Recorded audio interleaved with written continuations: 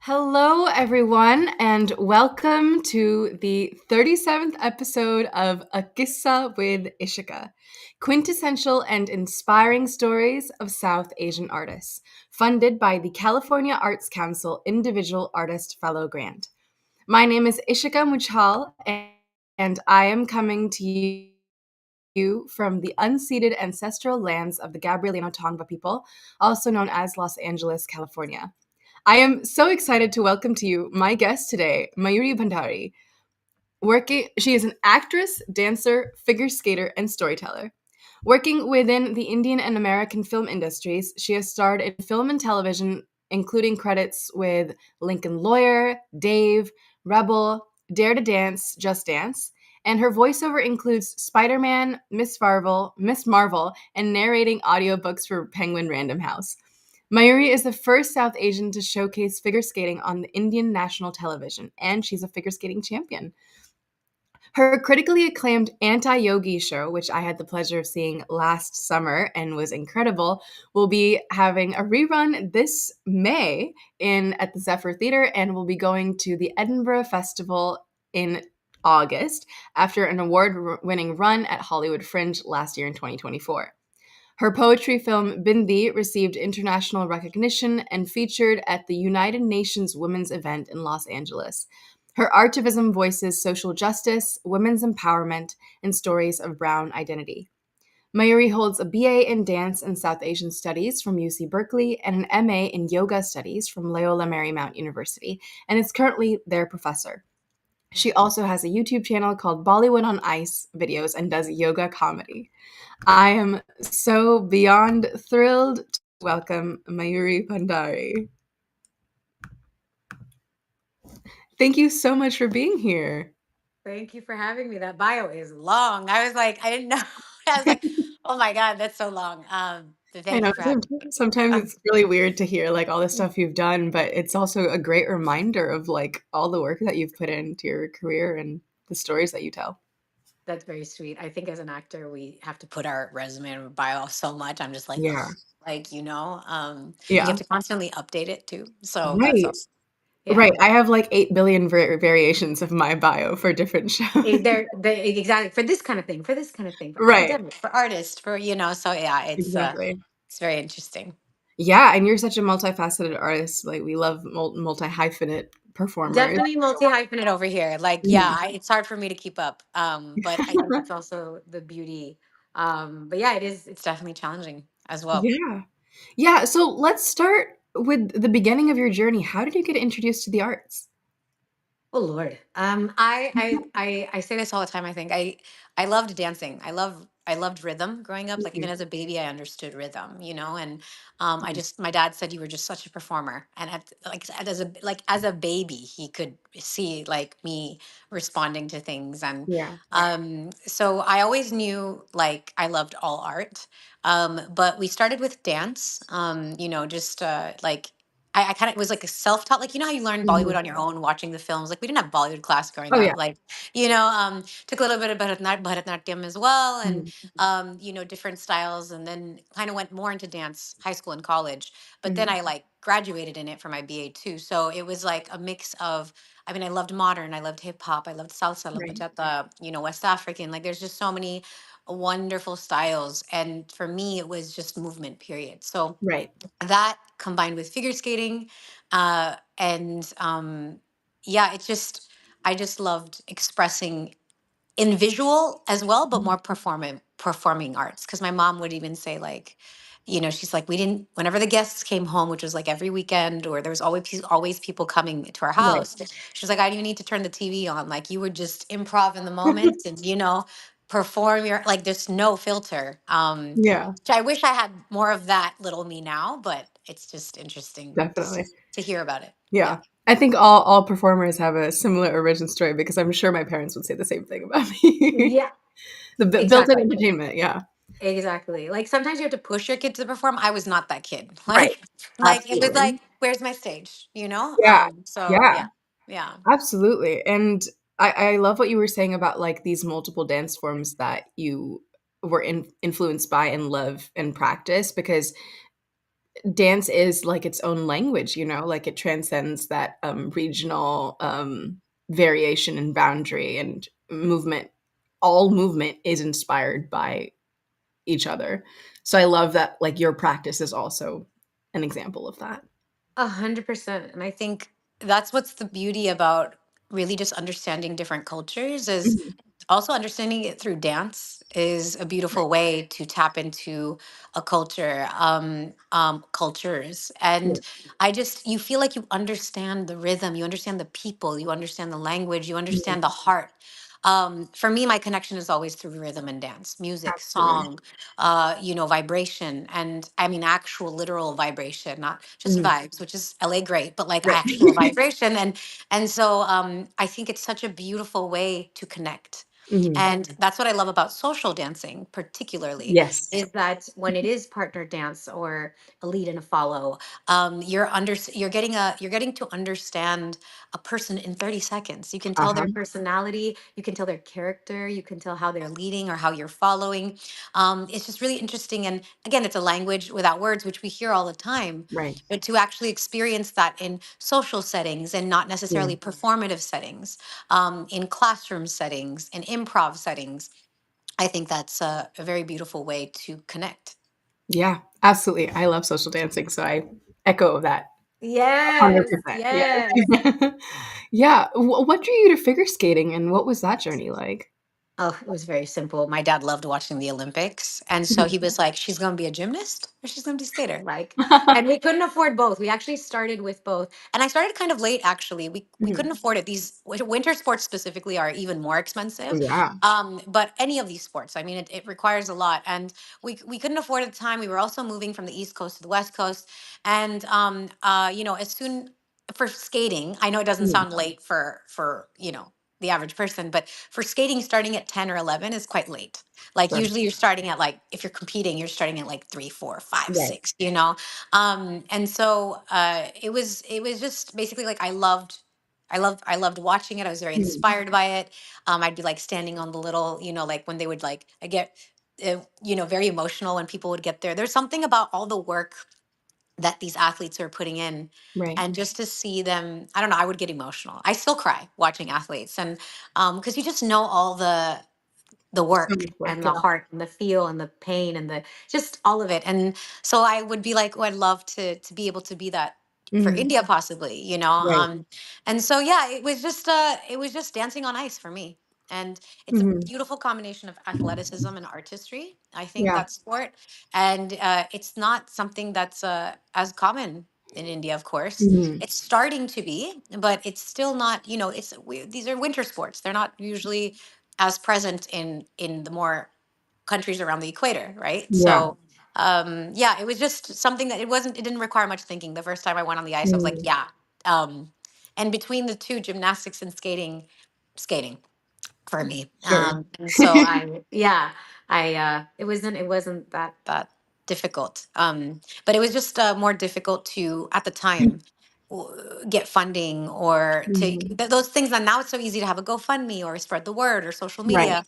That didn't exist. We didn't have a support system. There was no South Asian figure skating club. It still doesn't Right. exist. I was always a brown person in non-brown spaces Mhm. wherever I was, whether it was dance, whether it was my degree, whether it was yoga, Yeah. MA, like That's crazy. everywhere, which is, you know, so I think that was some of the challenges. But I was always trying to bring my culture Mhm. into the form, and so that was a journey as well. Yeah, definitely. I mean, I've seen some of your skating videos, and it's so beautiful because we've grown up seeing these very stereotypical like Western informed videos of what that looks like, and the way that you bring Indian culture and Indian dance and just like different perspective and a different visual representation onto the ice is beautiful. So it's Thank you. really And fun to watch. I will add that, because I grew up watching obviously a lot of figure skating, and I Mhm. would see a lot of Europeans or Westerners doing like a stereotypical snake Mhm. routine or an Indian Right. routine or a Bollywood routine. And I'd be like, at the time, I didn't understand that that Mhm. was kind of borderline microaggression, like, Right. the intention was meaning well, but they didn't understand that what that was, right? Right. And I didn't understand. I thought, oh, it was almost like any representation of the culture was good. It's like, Mm, oh my mhm. God, but I never saw our own people Right. in the sport, and I was just like, oh my God, how I would love to. And Ami was the one before us, actually. Ami Parek, she's Mhm. incredible. She was the first person to represent worlds, like the first Indian to represent in the world championships, Okay. and she also brought that to the front. And so she was also inspiring for me. She was a couple years older than me, and Mm. I was, me and a couple people were right in line after her. So it was like we Mhm. could count it on our fingers. It was like three of us at the time, Yeah. max.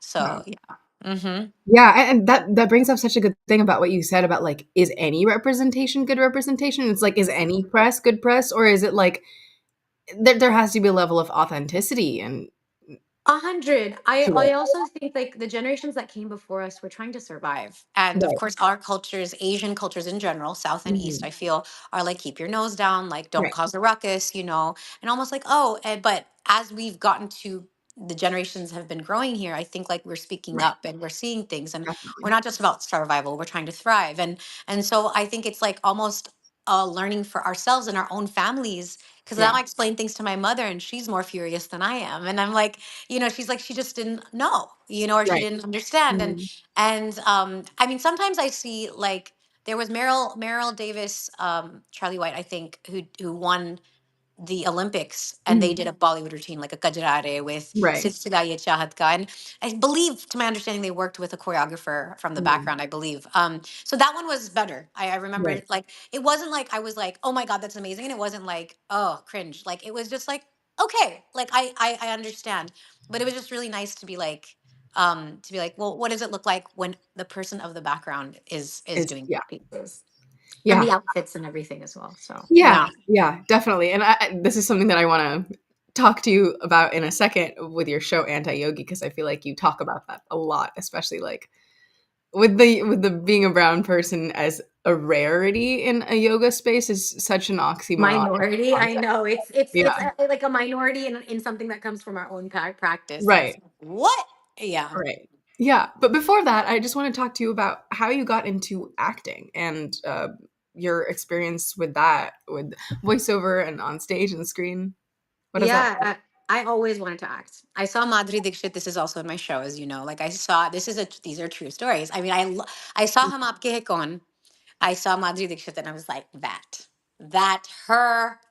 In my opinion, Madhuri Dixit is the best when it comes to Yeah. dance and expression. And Mhm. they're brilliant actors everywhere, but like when Right. it comes to dance specifically, that is my queen. And you know, I saw that, so I was always like very inspired by Bollywood specifically, because that's what I Uh-huh. grew up watching, more Hindi films. And and obviously, like, I didn't like think about Western acting at first. I kind of Mhm. was just like, I'd love to get into Bollywood, in there, the Hindi film fraternity. Right. And I yeah, and so, but very quickly, when I tried to voice that to my mom, she was like, "Yeah, that's not happening." Like, it Right. was a shutdown, as you also have seen in the show. And so, it was like almost like do it as a hobby, but not Mhm. like as a career. Like, I come from a Jain background. Like, I come from a very conservative background, Mhm. and my dad was always more the supportive one in terms of encouraging like the Mhm. skating, the dancing. Right. Like, you can be like Miss India America. And I was like, Dad, at the time I didn't realize, I was like, you have to be a certain height. And Right. he was like, it's fine. Like, like that's where my dad's very Yeah. moved. So he's very like pushing for that. And then my mom was like, what are you putting in that child's head? Mhm. So it was just really interesting. Yeah. So she shut that down pretty quickly, and I was like, oh. So I was like, but it was always still in me, and I was like, I'll figure out a way somehow, Right. But I didn't think it was an option for me at the time. So I Mhm. kind of went like do skating, school, dance, and then like when you get your opportunities. My first opportunity was when I did a show in college. It was called Just Dance with Hrithik Mhm. Roshan. It was on Star Plus. Okay. So I was like one of the four that was chosen from around the world to go straight to meet him for the show. Yeah. And then I did another show called Dare to Dance several years later, Mhm. which those were my first ins into the industry on that side. Gotcha. And when I My mom didn't even know I graduated from dance in my BA. She was like, she found out on graduation day. She was like, "What?" And I was like, "And South Asian studies." I was like, and she was like, Right. "Because I understand." She was like, "I want you to have a solid base." Right. But yeah, it took a lot of convincing, and eventually, when I came out for my master's, I was like, "Okay, so I'm gonna do my master's in LA, and then Right. I'm gonna like do acting at the same time." And so eventually, she's come on board. So Yeah. it's taken a minute. I think she felt way more comfortable about the Western industry Mm, than she did about the Indian industry. And because those things are very real, from right. nepotism to what women have to do or men have to do, like anyone Mhm. has to do in the industry over there, it can be more skeevy at Yeah. times. It's just obviously not run the same way. It's a different industry. Sure. And so my mom felt more comfortable actually that I Mhm. was more involved in this industry. So I started way later than I would have liked. I would have liked to start at like 15, 16, or possibly even early as a child. Sure. I remember my mom tried to take me for Barney auditions. Do you know the show Barney? Mhm. Yeah. So, but it was raining that day. They canceled the audition. My mom was like, "I tried. When you were a kid, I tried." Okay. I was like, "Okay, mom." But yeah, I loved Barney. I loved PBS. I grew up a sheltered kid watching only PBS. So Arthur Same. is my jam. Thank Yeah. you. Yes. Same. Yes, Arthur is my jam. So Yeah. I love Arthur. But yeah, I eventually got through, and my parents have seen the show, and like they're getting. But Right. I think it's still a struggle because the Indian industry is like you have to be here physically, and it's hard to balance the two. So yeah, it just started slowly and started with commercials, and then I kind of Mhm. just went further and did TV and film and whatever kind of opportunities I could get, and um, also I love theater. I love theater a Mhm. lot. I don't have as much background in theater, but I really enjoy theater and connect with theater, and I think theater is a great foundation. Mhm. And so I feel like actually even more like that, even though I don't have as much experience maybe with theater, I even like resonate with theater, and I love theater and film a lot. Yeah. Yeah, I think just like as a dancer and as a performer, especially Bharatanatyam and theater are very similar. Like when I did Bharatanatyam as well, and the parts that I resonated the most with in that dance training were the abhinaya parts, the parts where like you're doing the expression, because that finds a home in theater and vice versa. Very And then that's exactly right. Also, because I feel like them coming, all these styles coming, stemming from the Natya Shastra. yes, For us, that's dance is not separate from theater. It's right, not separate from song and direction and playwright and all of these. And it's like the audience is evolved, rasas and bhavas, right? And yeah, so it's just it's so inclusive of all of the entirety of the performance art form. So it makes right. complete sense that we're like, yeah, Right. Like, you oh, know, this feels very fun to me. yeah. Yeah. I It feels love very. also that you love Madhuri Dixit because I have letters that I've written to her. Wow. The I was like she dedication. was one of my OGs for sure. Right. For sure. She just is. Like I feel like no one before her touched in the same way, and no one after her will. Like Mhm. her ada, if Yeah. so to speak, like her. I don't know if I want to say nazakat. Like there's so many words to just like, but like the way she's able to do the subtlety of expression, yet it's Mhm. just unreal. To me, It's it's like amazing. as an art form to be studied. Like Yeah. Yeah. she's incredible. For a Yeah. while, Ajan Anjali was like the only movie I watched. So I Oh, that's so cute. That is so cute. Yeah, no, she's even like Janeke Ketme, which I yeah. obviously do the show. Yeah, she's from anything old, new. Even if today Yeah. she does something for a TV show, like you're just like, but She's yeah, great. it's sorry, were you saying something?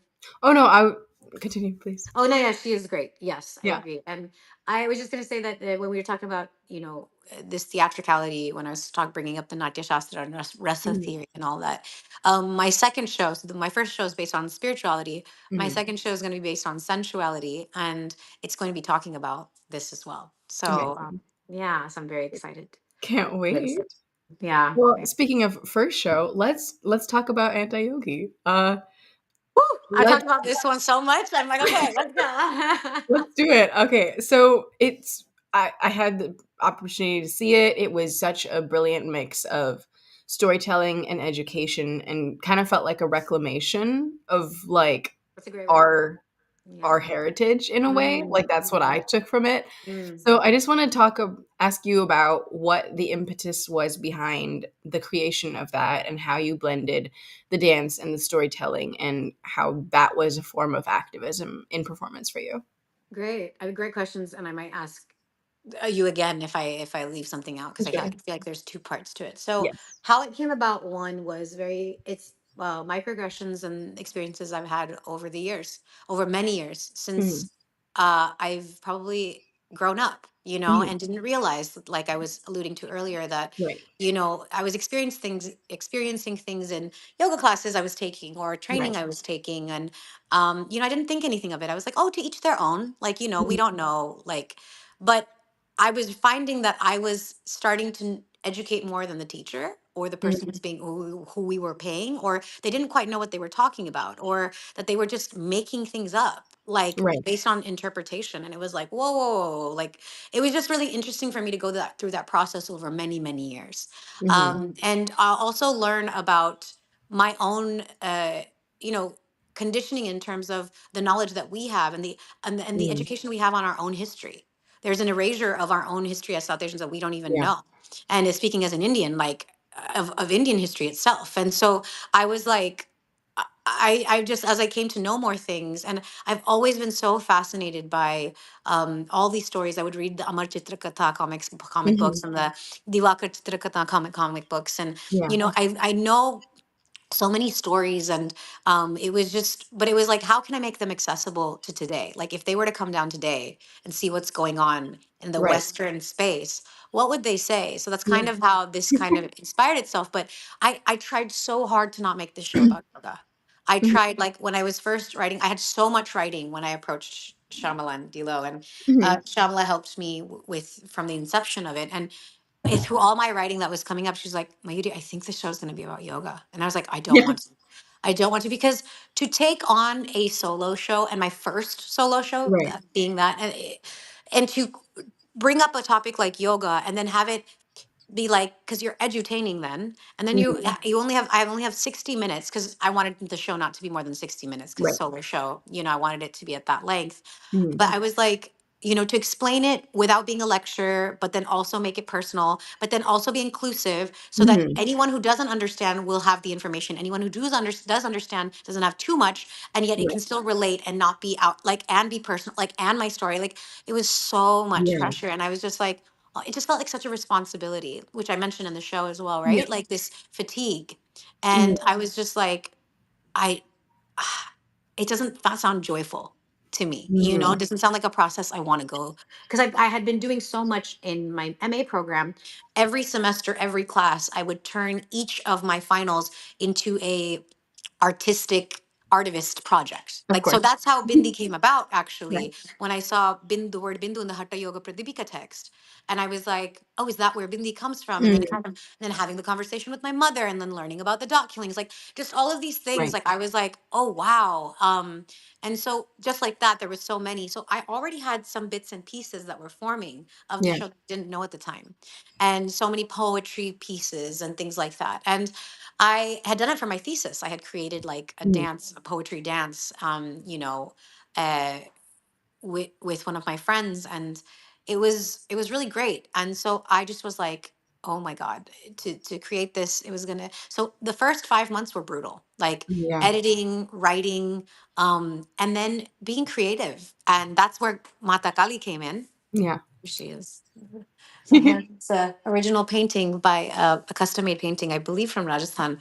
And I just was like, because I was like, what, I love Krishna, I love Mhm. Buddha, I love, obviously, the Jain Tirthankaras, that I'm bringing in different voices into the Yeah. piece. And Mata Kali, I was like, Shala really tried to have me be like, if Mata Kali came down today, what, in this Western yoga space, Right. what would it be? And I like the idea of her not knowing anything.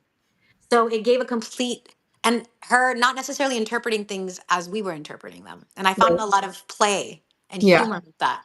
But it was really difficult for me in the beginning, because I was like, if Mata Kali came down right now and saw this, she'd just annihilate everything. There would be no conversation. Like, it would be Right. like, done, Yeah. problem solved. Like, you know what I mean? Like, ignorance, done, we're Blank out, like slate, we yeah. would all be gone, like, you know what I'm saying? So Yeah. it was a real challenge for me to give a reason for her to be like, if she doesn't know and Mhm. she misinterprets some of the things that are happening, then it's not going to be an immediate, Right. and so that was a very interesting place to play for me, because I was Mhm. like, that allowed for the new, that allowed for the discovery beyond the things that I already knew, or my Right. stories that I was bringing, because I'm bringing 90% of my show is like real people, real quotes, real things that are being said. I'm Mhm. not exaggerating. Like, people may think when they see the show, they're shocked to learn that, like, this is like real. I can give you the name, the place, the Yeah. person, the festival, or the space. Like, these are real things. Yeah. And so it's it And it's been, watching it, it wasn't far-fetched from the reality that most of us experience, so and that's what I'm saying. I think for non-South Asians or non-people of Mhm. color, I think it's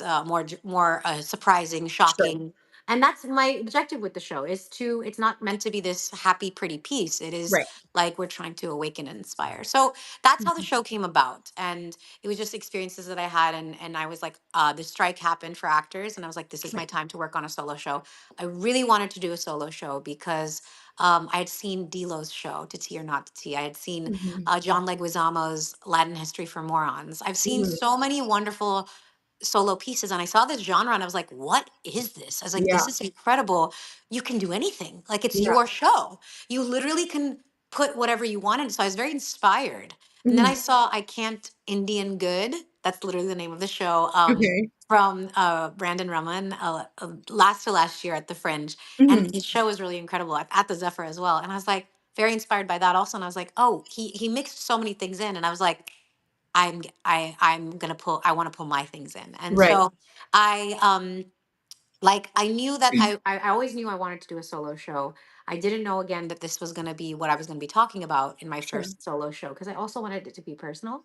But Mhm. I knew from the beginning that I wanted dance. I wanted some sound. I Yeah. wanted poetry. I wanted drama, comedy. Like, I Yeah. wanted a lot in there. And so going into it, I knew that I didn't know how it was going to look, but I Right. knew that we needed to sprinkle them throughout the show so that we could have a mix of everything. Mm. And that's just who I am.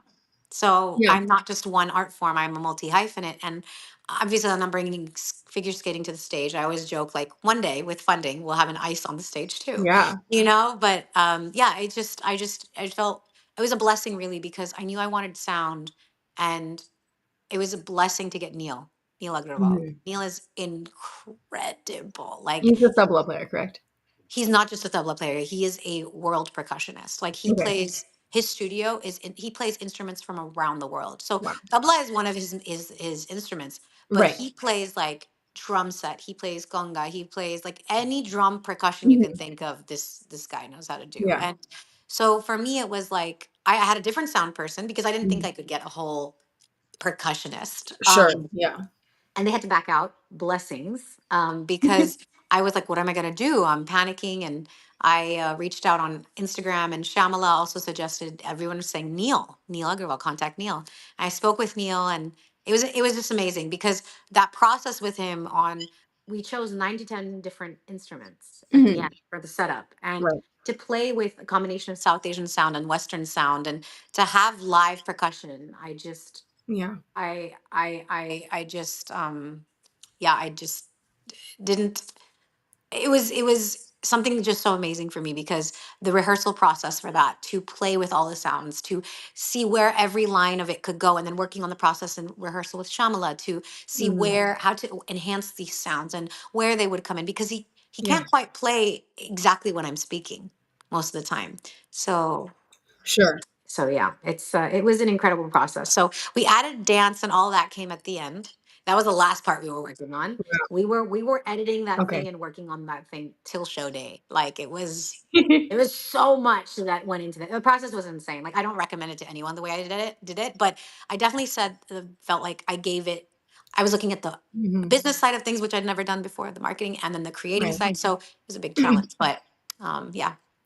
Yeah, can you talk about, like, just Fringe in general? I feel like is such a process, and of course you're taking it to Edinburgh Fringe, and that's like a whole other thing. What are some of, like, the takeaways that you took from performing in a type of tour, I guess you could say, where the audiences are different every time, and you don't really know who is going to be in this space with you.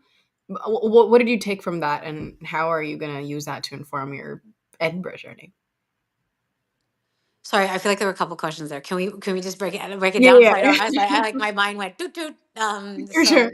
Yeah. So for Hollywood Fringe, how did the process of performing in a space where you have to, like, pitch your own show, and it's a different audience every night, and I guess Fringe is such, like, a unique experience to do. So I'm wondering, like, how to share that with the people who are listening, Oh and how yeah. that experience was for you. To my understanding, I don't think you have to pitch to them. I think anyone is welcome as long as Right. it abides by their by rules. You can, but the Fringe. I mean, they do a lot of workshops. At least I'm Mhm. speaking of the Hollywood Fringe specifically. Right, Each right. Fringe is slightly different. But the Hollywood Fringe, they're very supportive. Ellen and Lois are like the main runners, and then Mhm, I've even joined the part of like helping with the board this year to help mhm. with other members who are volunteering to help with others. It's definitely a very community based space Right. and very encouraging, and you learn a lot. And I think that for me the biggest thing was investing in myself. I'd never put money in myself before like this. Mhm, uh, a deadline. Having mhm. something like the Fringe was so good because it was like, I got to do it, if it's good, Right. bad, ugly. Because if I didn't have a deadline, I would have kept pushing it. I would, it's not ready yet, it's not. But Mhm. that is so so so so key. And so I just feel like investing in yourself, having a deadline, and making sure that you're doing as much work as you can to prep. And what I mean by that is, don't worry about the outcome, worry about the work. And Mhm, I, mhm. even though you still have to work on the marketing, the business, and spreading the word, I think one of my friends taught me something really special, which was like, put the word out there for your show. Because I was like, I don't even know what it's going to be like yet. I don't even know if it's going Right. to be good. I don't even know if I want to invite people to this thing yet. Like, and especially when it's your first time, especially, you're like, oh my God, 100%, no, yeah. I want to, let me test it and then we'll talk about it. Yeah. And he said, he was very on point about something. He was like, look, if you believe in yourself as an artist, Mhm. then have faith that you're doing the work, so that if you do the marketing work now, people will have the seats filled. And I'm Gotcha. not saying it's all that. It's not. It's also, if the show is good, the word spreads. It was a combination for me. Mhm. But I worked really hard to try to get as many people as possible those earlier shows, Yeah. because the word is not out yet on anything. Nobody knows anything about you, and so I think I definitely worked really hard on that as well. So Right. that combination just really, it was amazing. I mean, we had a sold out run, added 4 shows, and Right. every show since has been sold out. We've Yeah. like, it's just been incredible. So Yeah. yeah, I That's what I meant, kind of like, it's not like you're working with a theater company, so every when I'm saying, like, pitching, you have to sell your show and advertise your show, and it's like, of the 8 billion shows that are happening in June in LA, which one is the audience gonna go see? Okay, yes, I completely see your point. Yes, yes, it's, you're everything. You're wearing all the hats. You Yeah. are, even if you have a director, even if you have a producer, even if you have a stage manager, even if you have the venue, you still have to do everything.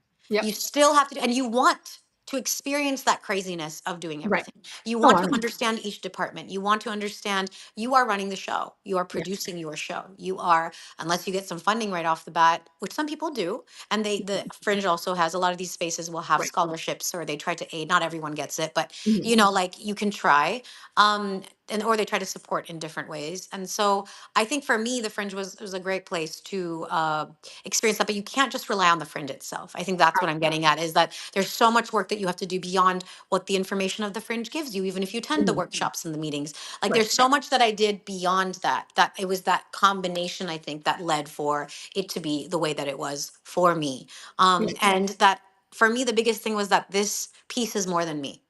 Mhm. This piece, yes, it's my story, it's from my lens, it's about me, but it's also not. It's about a Right. practice, it's about something much bigger, it's about so many voices. Yeah. It's about amplifying so many voices that are beyond just my story. And I think Absolutely. that for me was the catalyst, I guess you could say. Yeah. Yeah, and you did such a stunning job at it, honestly. I mean, I watched that show and I was like, "I wish I could see this, like, 100 times more," Oh, because you're it so kind. You're it so it kind. brings out, like you said, there's, like, an element of humor, and there's an element of course, just, like, being enraptured by, like, your dance skill, and, like, how you mix. Western and Indian dance and those stories, but also just like as a South Asian person, especially who's grown up doing yoga or grown up doing dance, it hits something that you didn't know was there, and it's really beautiful. And I'm very grateful that you brought that show into being. Thank you. I mean, that's really was a big reward for me was the response because I wasn't expecting because traditionally solo theater, these spaces are primarily Caucasian. Like they're, Mhm. like the Fringe is also like they work hard to be more Right. inclusive and they're getting better each year. Like Yeah. the year before it was only like two or three Desi shows, and then last year was 10, Yeah. small among 400, but Mhm. like it is still an increase, and Right. maybe more down the line. Mm. So it's we need our voices, and Mhm. this is a great way to bring that voice Yeah. out there. So yeah, but Yeah. it's very sweet of you to say that, and that was kind of for me the two. I love the Q&As. So I did a Q&As Mhm. after some of the shows, and that's been amazing to get to Mhm. have that dialogue. And also my parents didn't know about the show. I totally surprised them. So Mhm. initially I wasn't sure if I was going to invite them because the earlier version of the show, no. Like the second version of the show, I was like, oh, I might be able to bring them, and I surprised them completely. Wow. And they were, I think Mhm. they were blown. I think that my mom finally was like seeing more of what I do, and Mhm. she was Mhm. like, I think she never says it, but I can feel the approval. You know what I mean? Like Sure, she sure. a strict, adorable mama. She a tiny little thing, but she's yeah. So she's. I think it was just for me them appreciating the show and everyone coming to talk to them Right. afterward, and I think for me that was my reward. Like yes, we won awards Absolutely. and stuff like that, but for me that and how touched people were. Yeah. I wasn't expecting that because sometimes people think edutainment is too didactic or it's Mhm. like Mhm. luxury, and I'm like, no, this is something that needs to be talked about. Right. And Yeah. like theater, and that's why I say art is political, and like theater should be talking about what is reflecting our society and our Yeah. lives. Absolutely. And that's what I love about like that show in particular is like one of the main things that I've seen you do is that it wasn't trying to be safe or make people happy, Like I think I think political art or like artivism can either be get stuck in like two traps of it's like, oh, it's fully attacking someone where like then no one's receptive to it, or it's like, oh, we're like patting you on the back and trying to just give you a little bit at a Like time. coddle, and yes, Right, right. yes, And it yes. felt like a really good middle ground between the two where it wasn't either, and I think that's why people were really receptive to it. Thank you. We worked really hard on that. Like, Yeah, 'cause I'm sure. that's how I wanted that. I wanted it to Mhm. be something that still brought discomfort and Right. awareness, awakening, Yeah. but then also like you had a good time, like Right. you Yeah. want to laugh, but I want to make you laugh and I also want to make you cry. Like I'm not trying to Right. make people cry, but if you're vulnerable or if it touches you, Yeah. you're gonna, there's depth. I don't like surface level shit. Like I'm a Absolutely. person who really seeks depth in my life and Yeah. in my art, and I think that's maybe evident in Yeah. the work. So Definitely. thank you for that. Of course. So Edinburgh is coming up. How do you think it's going to translate to non-American audiences or non-Californian audiences specifically? So I mean, I've been already showing the show virtually a little bit to Okay. other spaces, and so it's already going out of, you know, uh, I mean, honestly, we took it out to North California to Arcata. Mhm. They were incredible. I think it was one of the best shows we've ever had. Like, Oh, it wow. was the biggest audience we've ever had. It was the Mhm. biggest space we've ever had, and it's a small town, Mhm. and they were incredible. They were so receptive to it, and I was just like, oh wow. Maybe small towns is the way to go. Not obviously Yeah. not every place is gonna Sure. every Sure. state is gonna respond the same way. But I was just like, it is California. However, Mhm. I was like, oh, I can't wait. I mean, I already knew I wanted to take it to different parts of the states and Right. different parts of the world. But also, there's a bigger South Asian population in the UK. There is. There is. So Yeah. Scotland, Ireland. So Yeah. I was like, I'm actually very excited. Actually, too many people told us to go to Edinburgh. So we were kind of Mhm. like, okay, we'll go. But like, then I want to spread the word out there. So Mhm. that's a bit difficult because you don't know anyone there. You don't Right. know. So it's kind of like finding new community and Yeah. networking in new spaces and kind of getting your ground Mm. there. in a space that you, because it's 25 shows in 25 days, It's and a lot. you're competing with 4,000 shows. Mhm. Like, everyone's like, come see my show. So it's like, how do I get, and it's like, I have to, I don't have to, but if I want to, I'm my space is not as big as some of the other spaces, so I have to fill like 65 seats a night. 65 Mhm. seats for 25 days, that's a lot of seats, It's a lot. so, or 60 seats. And so it's just like, I love having the full space. I love Yeah. having the audience. I love having the cheers. I love having the shouts. I love having the responses. I love having the laughs. God, Yeah. that's so encouraging. I'm always like, that's why I'm even in the preview of the show, like when I have the announcements, when Matakali is speaking, Right. I'm literally like, please cheer, shout. Don't think you have Yeah. to be quiet. Like, we feed off of that. Like, please don't be like crickets. Like, don't feel like you have Yeah. like, no, please respond. And Fringe is all about that. That's how it Absolutely. was born. So yeah, but I will say what has been really challenging, extremely challenging, is that I did not expect entirely in the same way, was I've been doing social media for the show, and Mhm. that's been pretty new for me, like, so for the show specifically, because I've done Mhm. it for myself but not like as for the show. Right. And it's been interesting to see how people rip things apart out of context. Mm. And that to me has been the biggest, like, I know that about social media, but then to, like, it's like people just assume things so quickly, or Right. assume one thing or another. And it's like, you guys are just seeing a clip. Like, people are like, oh, you're not including this, you're not talking about this. And it's like, just watch the show. If you Right. watch the Right. show, I'm pretty much hitting a lot of the points that you guys are mentioning, but you're seeing a Mhm. small clip. So though things may go viral, or things may, obviously TikTok is banned in India, Mhm. Instagram is more accessible to everyone, but it's just really interesting from both sides. Mhm. I'm saying actually the South Asian side even more, and I'm saying South Asia specifically because it's not just India.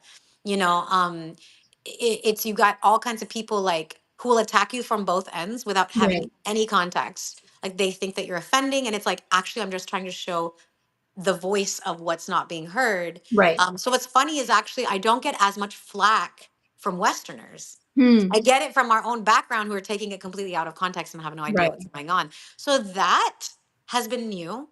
That has been interesting, because it's like, you know, and I've never been called a coconut in my life. And like, I'm just so, like, my cousins would say, you're so brown, like, you're so desi, you're more Yeah. desi than we are.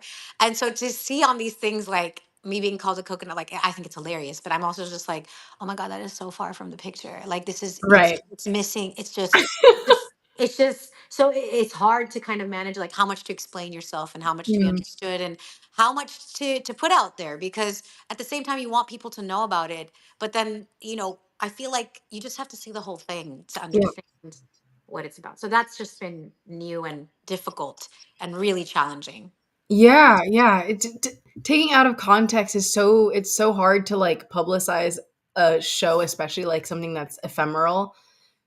It how do you share theater in like a snippet, you know? And what you were saying about like the South Asian flack is so funny because it's like even in politics, you know, like we'll get these messages from people who don't live here about what is happening here, and I'm like, how do you understand the context that we specifically are living in? And like your context for the show is your experience here, right? Exactly, and it's talking So about this experience in Western yoga, which they're not even understanding. Like, it's just right, like, so nuanced and layered, yeah, and it's just like, read the caption, or right. like, look at the text, or like, look at the other videos, or read the Yeah. description of the show. It's just so interesting how quick people are, and because they're behind a screen, Mhm. it's so easy. Or, you're not supporting this cause, or you're not speaking about this, and it's like, are you looking at my every story? Are you looking at my Right. every, like? And it's just like, it's just so interesting how Mhm. quick people are. And then vice versa, it's also really Right. beautiful to see the army that you don't even know that comes to support you. Like, it's just like, Right. that comes in your defense. You're like, so much is happening, and they don't even know what Yeah, the truth is, either end. But it's just going off in a war. And this is typical social media that so many people absolutely. encounter.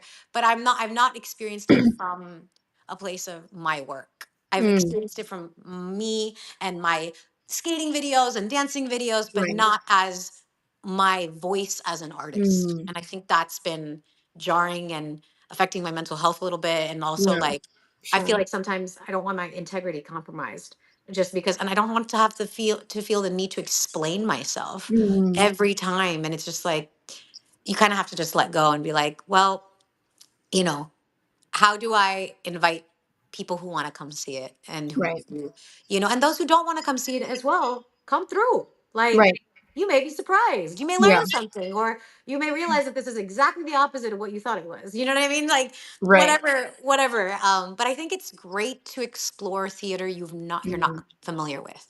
Stories Absolutely. that are not from your background. Sure, stories that are from your background, absolutely. But also explore something completely different, because Mhm. you're going to learn something. And that's what I think is so powerful again about solo theater is people are really getting their voice in Yeah. their way, from their perspective. And I think that's what makes it so beautiful.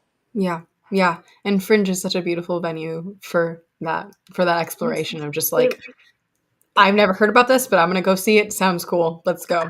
I Yeah. can't believe I've been in LA this long as an actor, and I didn't Yeah. know about the Fringe until last year. Yeah. I was like, what? Like, I last year, excuse me. I did the show last year. So Mhm. we're already 2025, mid 2025.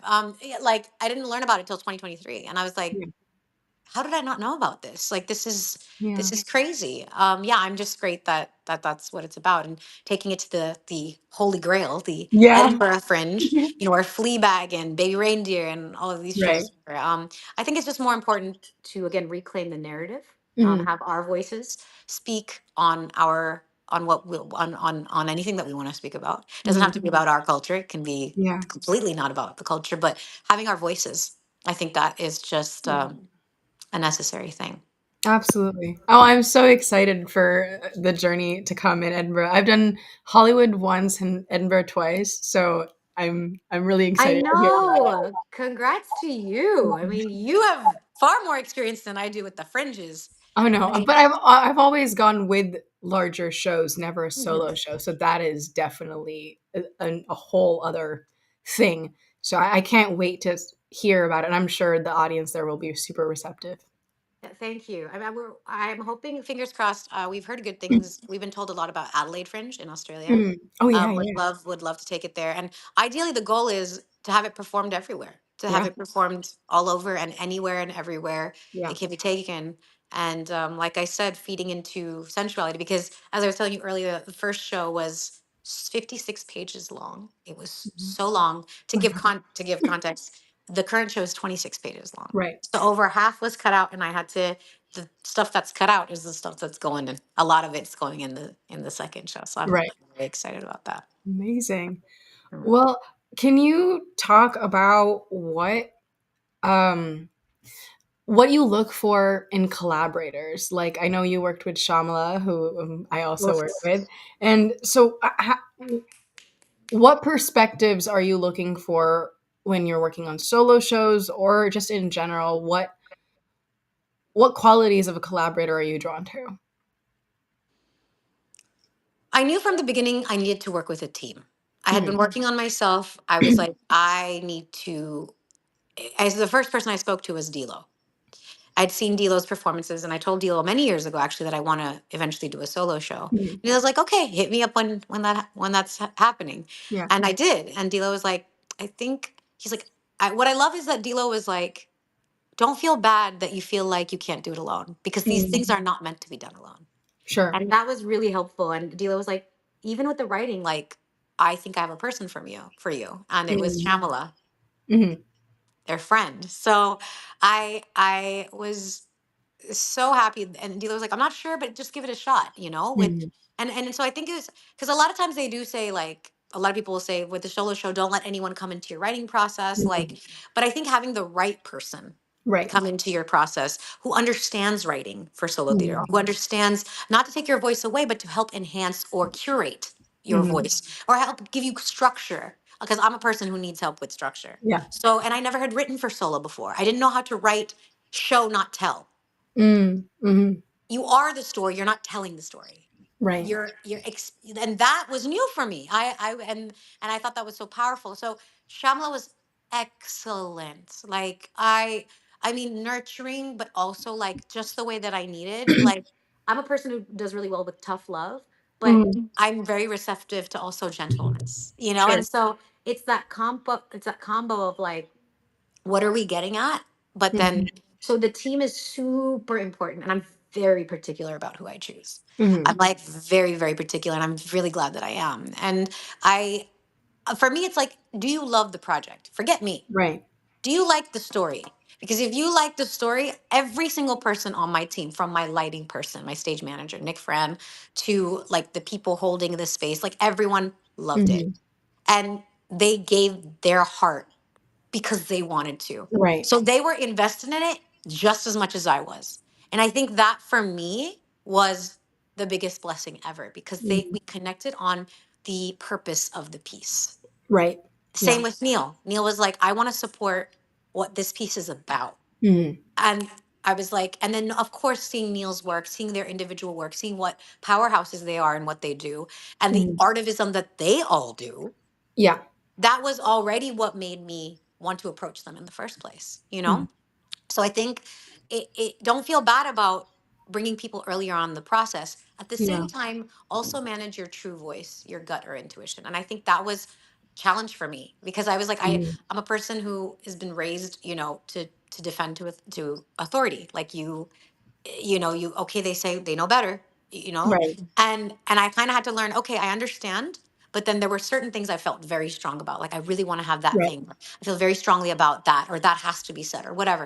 And I'm so glad that I was finding my voice and the strength of my intuition as I grew in the process. And now Yeah. I'm so much more confident. I'm not saying I feel like I got it all. Absolutely not. But there's definitely like a knowing that you want to trust Mhm. your voice, and you don't want to like be like, okay, I'm just going to defer to whatever everyone else tells me, because then you'll just be pulled Sure. at all angles. So Yeah. Yeah, that's so important. I was actually going to ask you how you just started to develop your trust in your artistic voice, and that's so crucial of like not losing the core of the story that you wanted to tell when it comes to collaborating with people. But it's also so beautiful what you were saying about like just because it's a solo show doesn't mean it needs to be alone. exactly. And for me, like, know who you are as an individual. If you're a Yeah. person who's like, I do better by myself and then I want someone else later in the process, if Right. at all, you don't have to have one. It's not Right. like you have to. But I'm a person who's like, oh, I feed off of collaboration, and I need collaboration, and I need to invest in collaboration, because then it Absolutely. makes me better. And I feel like a lot of people do need that. At the end of the day, you're still going to need a venue. You're Yeah. still going to need a stage manager. You're going to have some lights. You're going to have something. You're going to have to collaborate with some people at some point anyway. So Mhm. it's like, okay, well, get used to what your voice is, what you're looking for. Learn the different disciplines. I learned so much about lighting that I did Mhm. not know. I learned so much about sound I did not know. And use your community. Like, Yeah. I have people that I do with VO recordings, Mhm. Mark Holden, who did my sound, incredible. Invisible Studios, shout out to Invisible Studios in West Hollywood. Mark, like, literally was like, how can I support you? Yeah. You come here all the time, you work here all the time, like. And that's where I was just like amazed at how many people were like, Shama was like, I got a costume person, we need to fix for this, like. And you're Mhm. bringing so many wonderful people into the space. Mhm. So Yeah. I would even give like comp tickets. I would give discount tickets to get, because I'd rather have full seats than Right. worry about the revenue. You're not going to make money. You're going to, if not even break even. I had a Yeah. sold out run with 4 added shows, and I still didn't cover half of my costs. Wow. Like, that's crazy. And now I had more expenses than the average solo person, because I have a whole percussionist in my show. I have Right. things that are way more added expenses than the average solo person. I Sure. totally get that. That being said, it's like, you just have to see this as an investment for the long run. Right. And why this matter? What is your why? Why does this matter? Mm. You know? Mhm. Mhm. Mhm. I can, like, hear my mom snapping right now. I Oh, can literally hear her snapping right now, so cute. watching Hi, this. moms. Whoever mom your mom is. Yeah. How has your art shaped your identity, and how has your identity shaped your art? I think we touched on a bit of this, but just asking it as, like, a full-fledged question to you. How's my art shape my? It's like the chicken and the egg, right? Yeah. Like, yeah, it's how's my art? That's a good question. I'm just trying to like digest it for a second. Mhm. How's art shaped my identity? How's identity shaped? I mean, I think that when you're younger, you may not have as many experiences in life yet, or have gone through as much yet. So I Mhm. remember growing up thinking like, who am I to say that? I haven't even experienced that kind of pain, or I Mm. want to experience something to be able to feel that way. Or like, I remember feeling like that Yeah. growing up. And like, why does anybody want to hear I have to say? Like, why is that? Right. Why does that matter? Like, why is that even, oh, just because I say something, oh, you relate to that, and that's what makes it cool. Like I was so like, and I remember as a really young child, like hearing like, love yourself, like, and I was like, literally like little me, I was like, how could I not? Like what? Like what? I was like, why wouldn't I? Yeah. Like it was just so interesting to me. Like as I got older and had experience, I understood. But there were certain things to me that were so innocent and sweet, Mm. and then certain so sheltered, uh, somewhat conditioned, and then things that I discovered over time. So I think my spirituality, my Jain background, growing up in a lot of um, different. I grew up with everything. My parents took us to Swadhyay. We knew about the Mm. Bhagavad Gita. I know all my Sanskrit shloks, like Sure. stories. Like I grew up around everything, and they really exposed us to everything. It wasn't like you only learn one thing. I didn't even understand the difference between Hindu and Jain. Like when I was growing up, I thought it was like I was like, oh, I'm Hindu by culture, but then I'm like I was so confused. Right. And so I think that my spirituality, like I love the essence of Jain background and ahimsa, Mm. and so many of the yamas and the niyamas stem also from that. And so I think that that has shaped a lot of my identity. At Mm. the same time, I've seen also a lot of dogma, which occurs in so many backgrounds and so many things, and kind of seeing how it applies to me with my, again, Indian American identity, because I am Right. born in this land. So I went through a journey of like, do I know the true history of this land? Mm. I was born here. What is the voice of the indigenous peoples here? What is the voice of indigenous peoples around the world? How am I connected to nature, to the elements? What is my part in this? So it's a very like it's a way of life, and Mm. that's what essentially yoga is for me and for so many of us. And so I think for me it was like it shaped probably my art initially, but I think it was more life experiences and my growth and learning, and the uncomfortable and dealing with the experiences that I was dealing with that started then, of course, informing the art. So it Right. constantly feeds into each other. I don't know if I'm answering your question properly, I think it but does.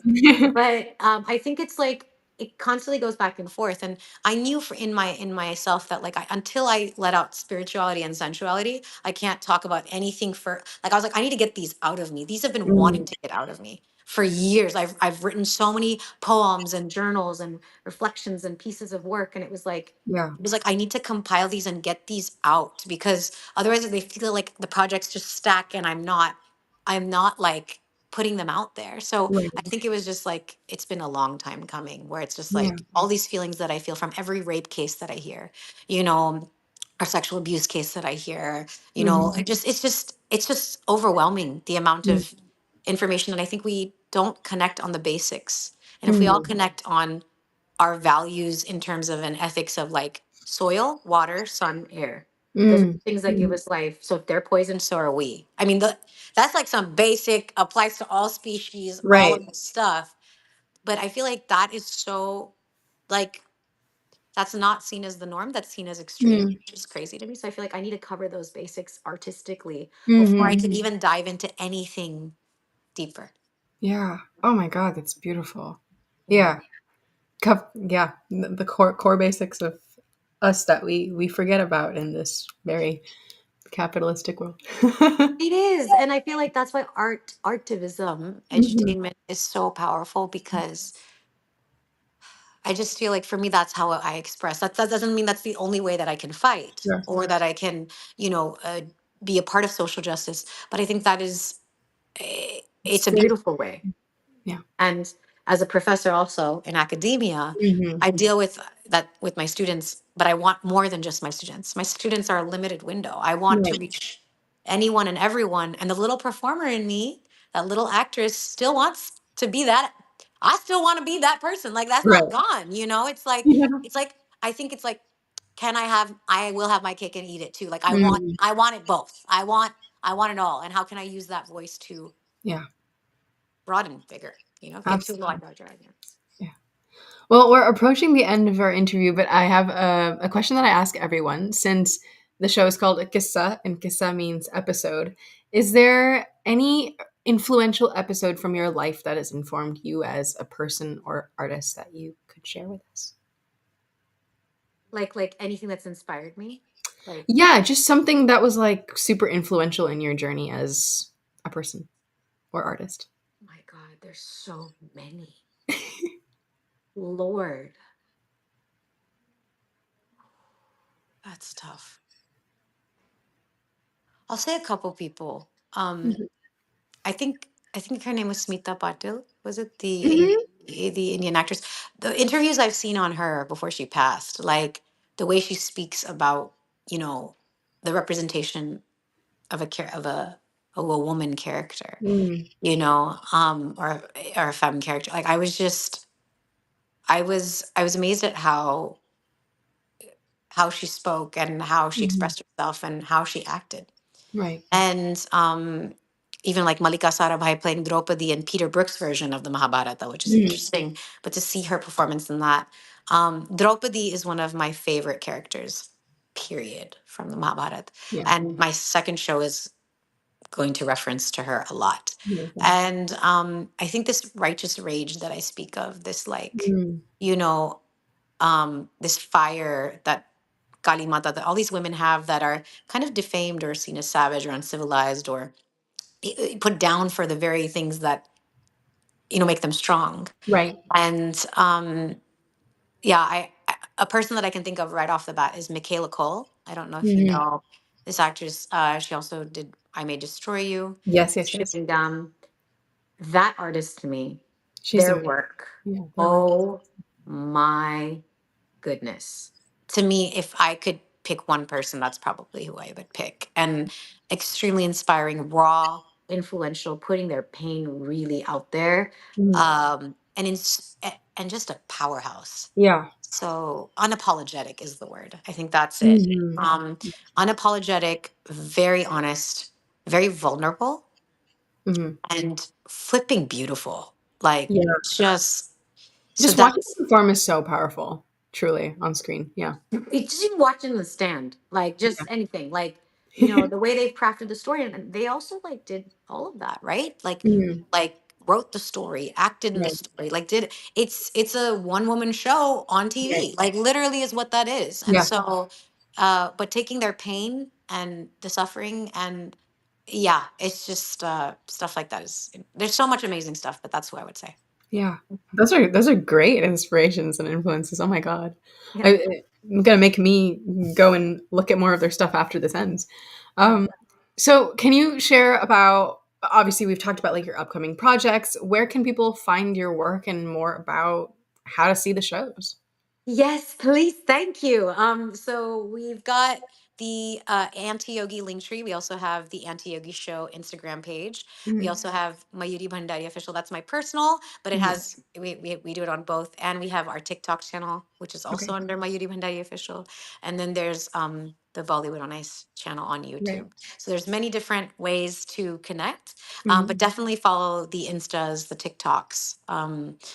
the YouTubes as well. But the anti yogi link tree, that link tree has all of the updates. So we have the Yeah. LA show coming up May 23rd, 24th at Okay. 7:30 p.m. again at the Zephyr Theater with the Q&A after. So I have that. If you go to the link tree, the anti yogi link tree, you'll see Mhm. it first thing to get the tickets and get the tickets in advance, please.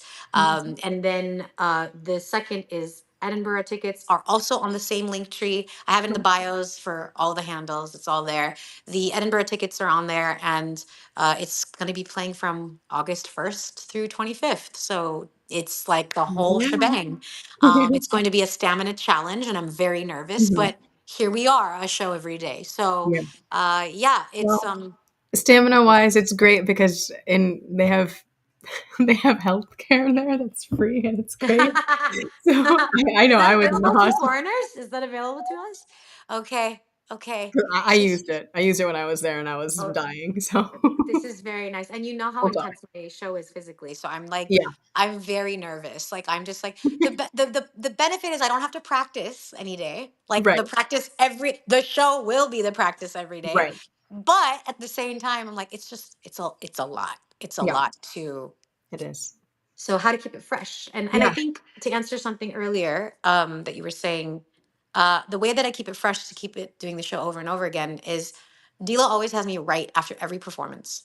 write in the in Mm, my book as a reflection. Shamala and I are always changing things up. We're mhm. always updating things, or let's try Yeah. this, let's make this, or we're still changing the ending. We've changed the ending so many times and we keep changing it. So keep it alive. I Yeah. think it's like, so It's a that was living that was a living, little breathing art form. Yeah. exactly. So keep it present. Absolutely. Yeah. Thank you so much for your time. I mean, like I've been wanting to have you on the show since I saw your show, and this feels so special, and just really appreciate your answers and your time. No, you're so sweet. You're so kind. I know you've been putting such an effort in to make this work, and I appreciate you for working with me. But Of you're such a course. kind person. You're Oh. so aware. You were just like making sure that we also feel comfortable, and I'm very grateful to you for that and for your presence and the comfort that you bring to the people that you're speaking with, because it makes us also want to engage more, and you're doing a wonderful job, so thank you. Thank you. Thank you. Yeah, yeah. And thank you everyone who tuned in, and you can watch this afterwards on Spotify, on Facebook, on Instagram, on YouTube. All right. All right, Thank you thank so you much. so much. I hope to see you again soon. Okay. Yes, sounds good. Bye. Bye. Bye.